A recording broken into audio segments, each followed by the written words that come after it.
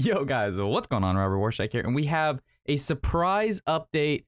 Huge standard changes here with a lot of different cards included. I didn't think this would come for at least, I would say, another week or so. But granted, we're heading into Christmas territory. Blizzard's going to be off. The employees obviously aren't going to be here. They pushed out this very, very quickly and before, the Christmas time, which is very, very cool. We saw that they had mentioned that they were not going to make changes before the World Championship, which just finished up on this past Sunday, and that they plan to make updates after the World Championship, but like how soon was that going to be? We didn't know. But we have quite a few of the most dominant cards we've seen in the meta touched with this update here, and almost every single deck brought to the World Championship has been nerfed in some way, form, or another. And most of those cards that got nerfed are part of like the core mechanics to the deck, being the first one here, this Celestial alignment going from 7 mana to 8 mana. If you haven't played against the Celestial Druid, I congratulate you, as it is a very, very frustrating deck at times to play against. They set your mana to 0 and all cards to 1, and then from there they proceed to probably kill you 1 to 2 turns after that,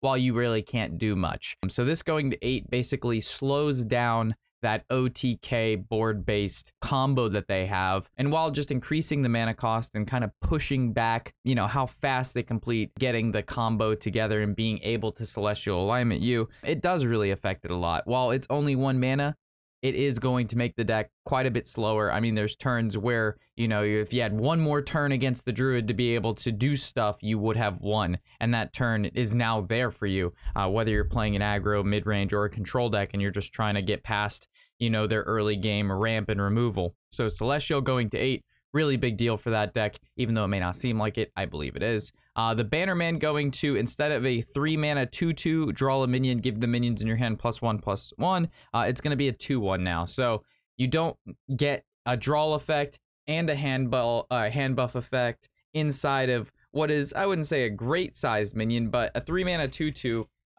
with that sort of effect was an auto include into any paladin deck. Like there was, you were doing yourself a disservice by not playing this in almost any deck that you had that was paladin. So now with stats like this, you know what I mean? It's a lot. You're playing this card strictly really for the effect now, instead of a decent, I would say decent body and just astronomically powerful effect. So Bannerman taking a hit. Again, this was found in it's found in Libram Paladins, found in Buff Paladins. Those are the only 2 Paladins that currently exist. It's interesting they touched on this and not so much the Librams.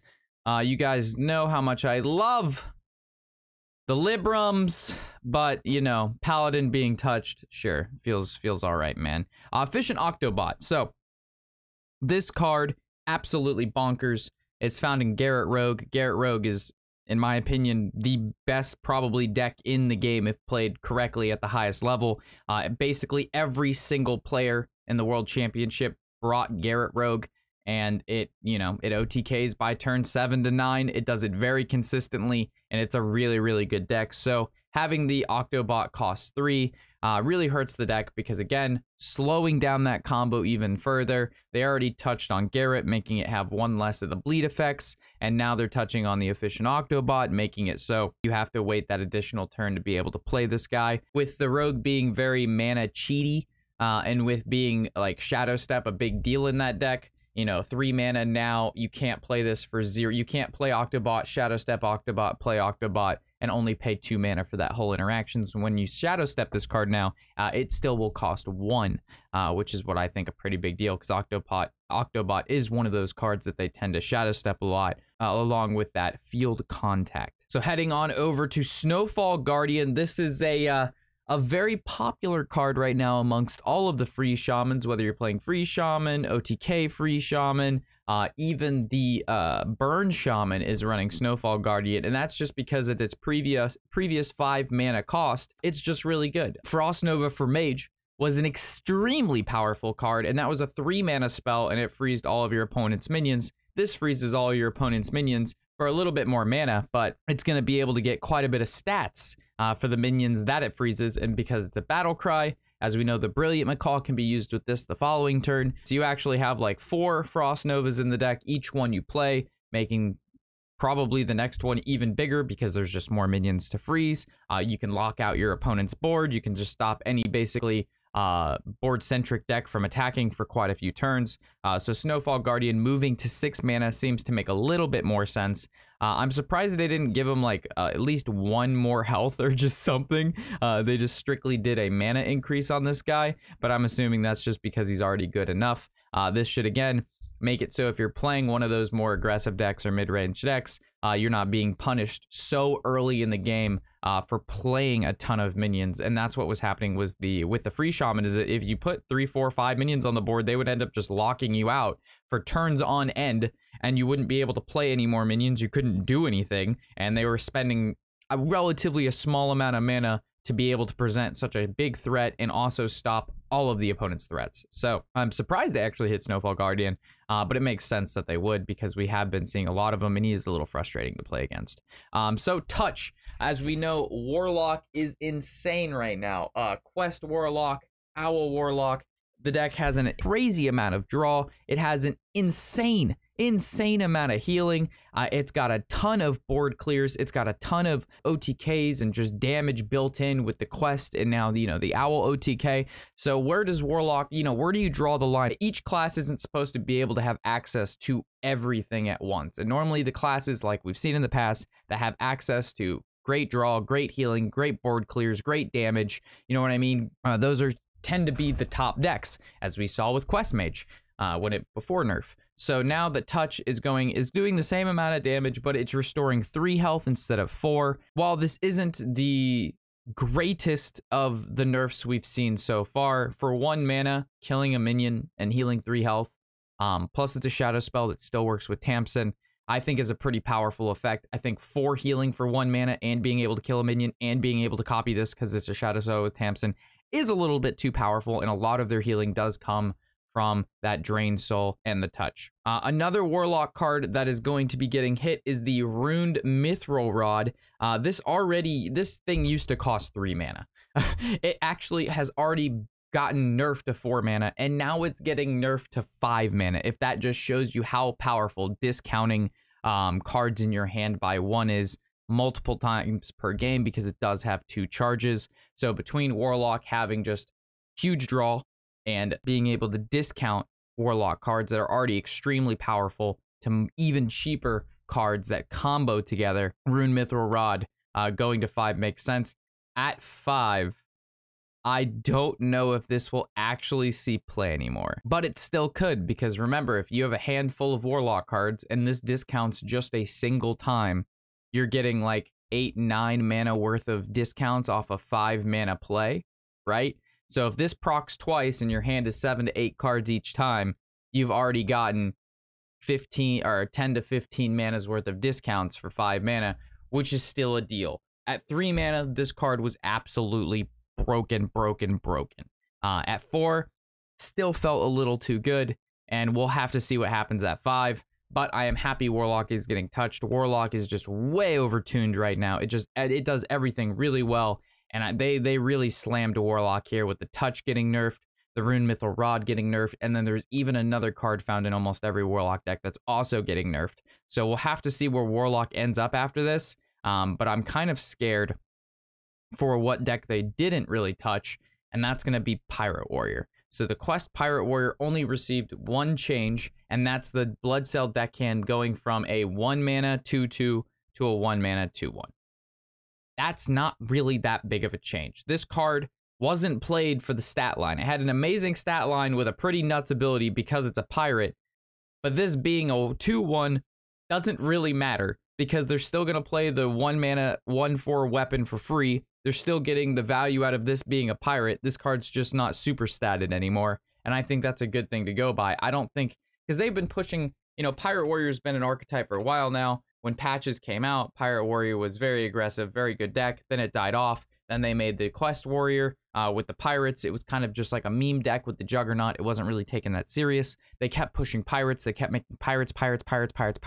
And now we're at a point where the Quest Warrior, the last Meta Breakers podcast that we were in, 55% win rate over all Edges of Legend, most popular deck being played right now, has very few bad matchups, and that's because they just, when they want something to work, they just keep throwing shit at it until they have this really good deck with insane pirates. They don't cost a lot of mana. They have nuts abilities, and then they're going to have to go back and nerf it all. So we're at that spot now where Pirate Warrior is the new Warlock, and it's going to get nerfed. And I just don't think just the Blood Cell deckhand was enough of a nerf for Pirate Warrior. I still think that's going to be the top deck of the meta.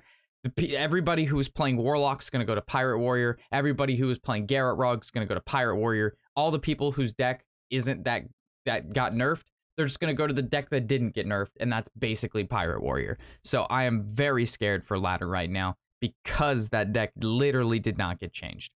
Iron Deep Trogg, this guy basically went from making a copy of itself to making another Iron Deep Trogg. So when you buff this card and your opponent casts another card, it's not going to summon the buffed Trogg with the same Death Rattle or Divine Shield or Taunt if you put it on this guy. It's just going to summon another 1/2. So while this guy still will probably see play in Face Hunter, it'll probably still see play in the Token Druid. It's not going to see play in the Libram Paladin and buff Paladins anymore, because when you buff this guy, the copies that you summon will not be exact copies, and I think that's healthy. I don't think you should lose the game because you couldn't kill this card on turn 1, and then your opponent goes Hand of Adal and then to Noble Mount, and now you have to face like a 5/6 Divine Shield, and how do you deal with that?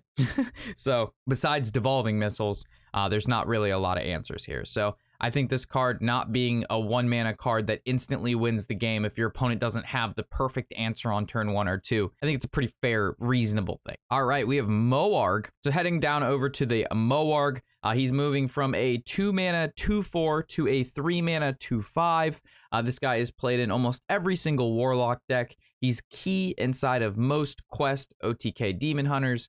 Both of those decks running rampant in the tournament format, and Warlock mainly running rampant on ladder. You don't see OTK DH on ladder because it's not a good laddering deck, but it is a great tournament deck. So this guy being increased by a mana, very, very good. He's a very annoying card to have to deal with in the Warlock, because combined with stuff like School of Spirits and Drain Soul and Touch, between the Mithril Rod discounting this guy to 1 and 0 mana, and then Touch being 0 mana and Drain Souls being 1 mana, you're able to, like, for a combined total of 2 to 3 mana midway through the game, heal for like 20 something as a Warlock. And to be able to heal for above 15, 20 life, kill all your opponent's minions for less than 3 or 4 mana is kind of disgusting and probably not that great for the game. So with Moarg being increased in mana, Rod being increased in mana, Touch being reduced in how much it heals, we should see those swing turns for Warlock a lot less swingy, and they're going to have to do a lot more than just wait for this giant combo to heal back up, and then you've got nothing to do, right? They also touched on some hero cards and some big mage support, which is really cool. So the Summon Pet used to cost 3 mana, it costs 2. I've had a decent amount of experience with this. I have a couple videos coming out that do have it being at 3 mana. I didn't know these changes were going to come to so soon, and I've got like 10 videos lined up. Obviously, with the changes just now happening, it's going to take some time for the newer videos to come out. But yeah, at 3 mana, this felt exceedingly awkward. It really was hard to weave into turns. You know, when you're playing stuff like Jewel in Azoth or 8 mana cards, you're not able to weave in that hero power. At 2 mana for a hero power is kind of just what it's supposed to be and what fits best. So this going to 2 really, really helps Tavish out, and it probably makes the hero power a hell of a lot better. The next one that they changed is pretty huge. The Grey Sage Parrot going from 8 mana to now 6 mana. That is pretty decent. He has exactly the same effect. So now, looking at like just random stuff that generates 8-drops, Cenarian Word got a hell of a lot better because the Great Sage Parrot is no longer in the Cenarian Word pool. But also this guy is much easier to play because you can play a 5-cast spell, and then you can follow this up for 6, and then follow up Courier on 7. He's just a lot easier to weave into your turns now. At 8 mana, he was like way overpriced for what he did. 8 mana 6/6 that you cast a spell that's 5 or more. I mean, that's just incredibly slow, and this gives it a little bit more versatile look to it. Also, we have the Dawngrasp being changed, which is super surprising. It's going to go down to 7 mana instead of 8, and they changed the hero power to deal 2 damage at the start instead of just the 1, and then the honorable kill is still gain 2 damage. So It starts with 2 instead of 1. This is kind of weird. I would have liked them honorable kill, give it just 3, and it still start with 1. And the reason being is the arcane spell that you're going to be playing in the Dawn Grasp deck is going to be like Mass Polymorph. So when you play Dawn Grasp and it goes Mass Polymorph, everything's going to be 1. So then I found that like I would Dawn Grasp, Mass Polymorph, ping, and that would give me my first ping honorable kill, which would then buff it to 3 damage. But now that it starts at 2, and if it does, you know, Mass Polymorph, I don't get that first honorable kill that I normally would have with this deck, which actually occurred a lot more often than you think. But we'll have to see how it works out. I'm sure with it being reduced by a mana, and then on top of it starting with more mana, on top of this buff right here, the Wildfire, which I think is really huge, is it's increased the damage of your hero power by 1 this game, which now allows it to stack with Dawn Grasp. Before, if you played Wildfire and then you played Dawn Grasp would reset your hero power and it would go back to 1. Now, if you play Wildfire and then you play Dawn Grasp will take in the effect of all the previous Wildfires you've played. So now you can play big Ping Mage, and it actually makes sense. And then you also can run the Reckless Apprentice, which shoots your hero power at all your enemies' minions, and if it kills anything with honorable kill, you'll be able to power up your hero power with Reckless Apprentice with Ping Wildfire Mage. So, given I don't know how good that deck is going to be, I'm already thinking of ways to build it, and it sounds very exciting for me. And with that, that covers all of the changes that should already be out. This happened very quick. Again, I'm very surprised it happened, but not too surprised because, again, we do have Christmas coming up, and you know, everybody deserves time off, and they don't want to be rolling out updates on Christmas and shit, and like the first day of New Year's. So it would make sense for them to push this patch out right before the Christmas break goes in, and then we have a couple weeks where we hopefully have a fantastic new fresh meta, and we don't bother the devs with complaints just yet again until we ask for the next set of buffs and nerfs. So with that, thank you guys for watching. A lot of big changes here, and hopefully this does freshen up what is a very, very OTK-centric meta to something more not OTK and a little bit more field-oriented, with OTK still being wiggled in there, but maybe just not as many. So, with that, thank you guys for watching. As always, I'm Robert Warshack, and happy whatever the hell day it is.